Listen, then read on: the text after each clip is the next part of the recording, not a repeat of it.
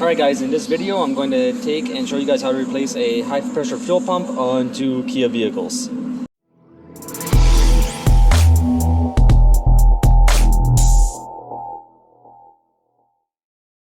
Alright, so the first step that you want to do is you want to come over and remove your fuse box cover. Now after that's removed, you want to take and you want to locate your your low pressure fuel pump fuse. Now what you want to do there is take and remove the fuse and then start the engine and let the system die down on its own.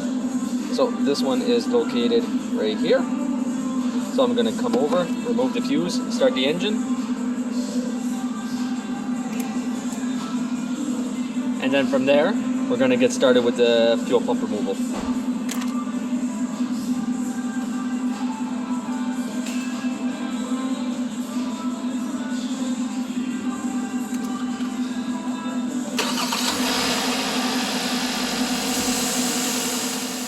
Alright, so after the engine stalls out, what I want you guys to do is go into the vehicle afterwards, take and try start the engine. Turn the key off. And make sure that it does not start. If it does start, it's because there was still some fuel left into the system. So we're going to crank it, and crank it for about 5 to 10 seconds max, and then turn the system off. If it doesn't start, continue with the process of removing the GDI pump. Alright, so before you begin this job, there are a few things that you're going to need. One is you're going to need the high pressure fuel pump assembly. This goes from your GDI pump down to your fuel rail for the high pressure fuel injectors. After that, it's highly suggested that you replace the 2 bolts that actually hold your fuel pump. Then, of course, you're going to need a fuel pump. And that's the fuel pump there. And that's basically what you need in order to do this job. Now, the reason that they say to replace this is because it's a one-time use. And the reason it's a one-time use is because when you start to screw down the fitting, it starts to make marks inside onto this area here, and it's uncertain that when you go to put it back on that it's going to sit in the exact same spot, which then could create a fuel leak. So highly suggested that you do replace this at the same time. Now I'm not going to go over how to replace this. I'm only going to be going over how to replace the pump. Okay, I am replacing this, but just to make this video a little bit shorter, so we're going to get to replacing the high pressure fuel pump, and I'm going to show you guys how to do that without breaking anything.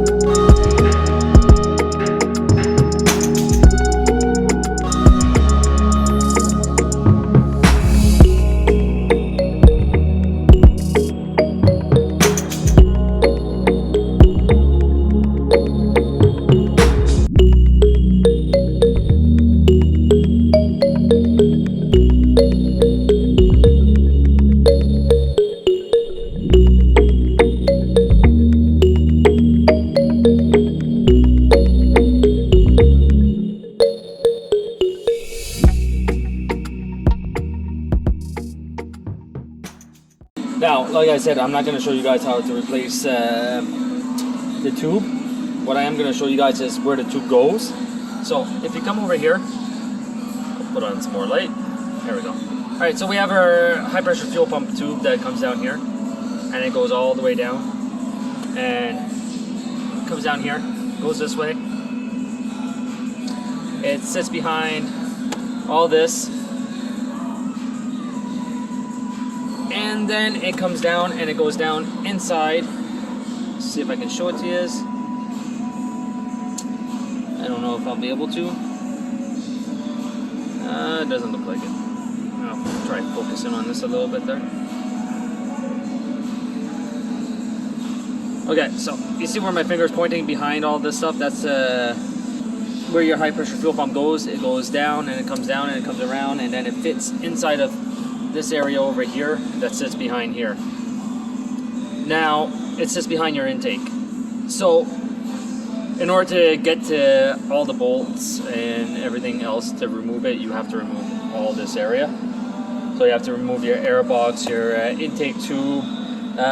Suggested that you remove your battery, it'll make it a little bit easier. And then after that, you'll be able to get to everything to remove it. So, that's how you remove the pump. Now I'm going to go ahead and I'm going to show you guys how to reinstall it. So in order to reinstall the fuel pump, this is the old one. What you're going to want to do is you're going to want to set it down into the hole where it was. Now, after it's set into the hole, let's try to get this guy turned around. Oh. Okay, what you're going to want to do after that is take your new bolts that came, that you ordered with your fuel pump, and you're going to want to put them in. Now, when you go and tighten up these bolts, what you don't want to do is take and tighten down one side completely. Because if you do, what's going to end up happening is that you're going to take this area right here and you're going to end up flexing it. The shaft that's inside here is very brittle and it doesn't take much for it to snap. So if you take and you put too much force onto one side, what's going to happen is that it's going to end up flexing down, and all you're going to hear is a pop, and then it's not going to work. You're going to get a code for a low pressure onto your high fuel pump, high fuel side system. So, caution must be taken when putting your bolts.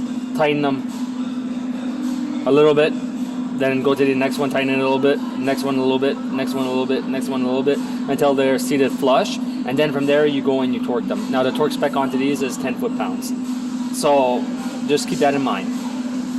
So that's all there is to replacing your high pressure fuel pump. Like I said, this high pressure fuel line right here also has to be replaced, but besides that, there's not very much to actually replacing only the pump. But like I said, it is not recommended to only replace the pump. It is highly recommended to replace the high pressure fuel line at the same time, and that way you won't have any issues down the road with cars catching on fire or misseating of